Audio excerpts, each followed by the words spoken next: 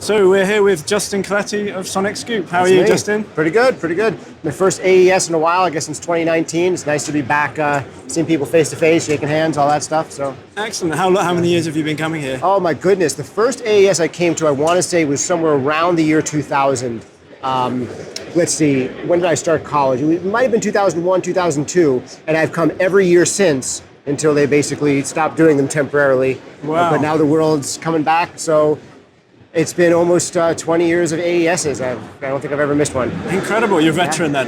You know all the places to go. One of my favorite things about AES is that there's technical talks, and that was the thing that I was the most into, my early 20s, is like going in there and seeing these like legends talk about A, their approach to the craft, but also B, like how the technology works and why it's designed the way it is. You can really get very deep lessons about what's behind the technology, I feel like, at AES. Mm-hmm. It's a little different than a show like NAMM, where there's so many people at NAMM and it's so big, but so many of them are musicians, They're like, I'm just trying to get in this recording thing. What does an interface do? Do I need a preamp?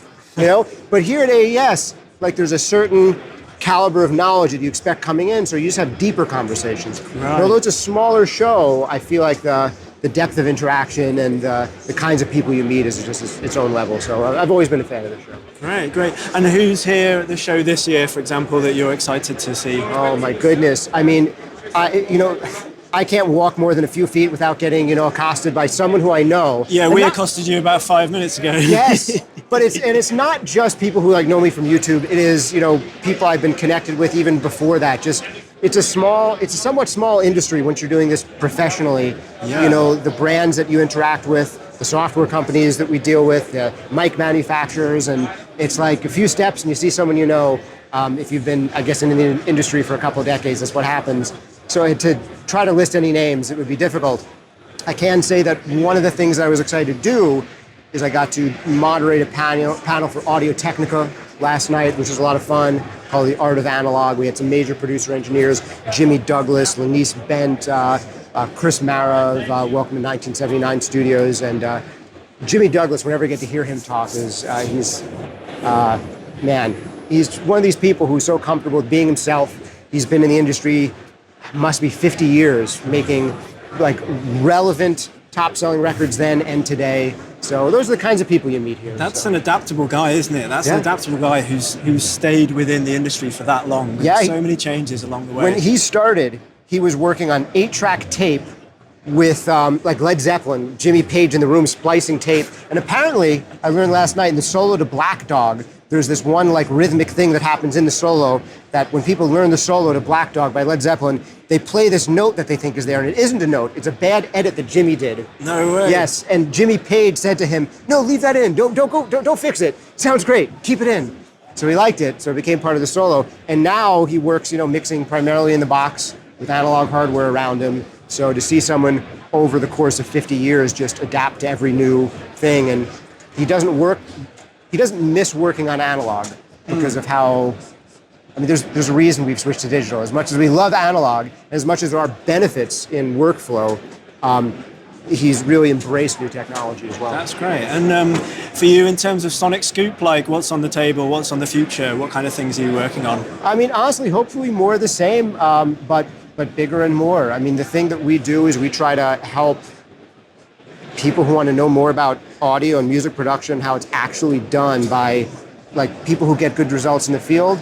We want to help people understand how they do that. And so we try to have conversations with actual practitioners about the way that they work. We try to have conversations with brands about why are they making the tools that they are? Who are they supposed to speak to?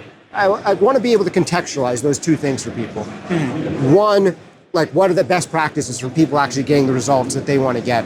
And two, what are these tools supposed to be doing for you? There's so many tools out there, but if we can help people understand what's available and why it might help them, that's I think part of the focus of what we do. So it's about intel on music production tools, technology, and techniques. Because I think the founding vision of Sonicscoop in, I think it was 2009 or 2010, and to this day, that's kind of what guides it. Excellent. Well, yeah, we've really enjoyed your output, and we look forward to seeing more from you. And thank you very much for speaking to us today. Yeah, thanks for having me. Thank and you. I got to say, before I let you go, GPU is up to some really interesting stuff.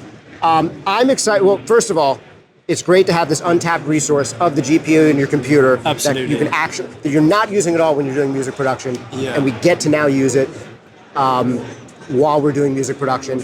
The latency potentially benefits that you guys have. But I've got to ask, and I'm super excited to find out when even more people will be able to use this stuff. And that's, I think, the next step is getting this more into the hands of AEX and Mac users. They're coming. I know. Coming. I'm like eagerly waiting so I can announce on the podcast. All of you who said, I can't use it yet, when can I use it?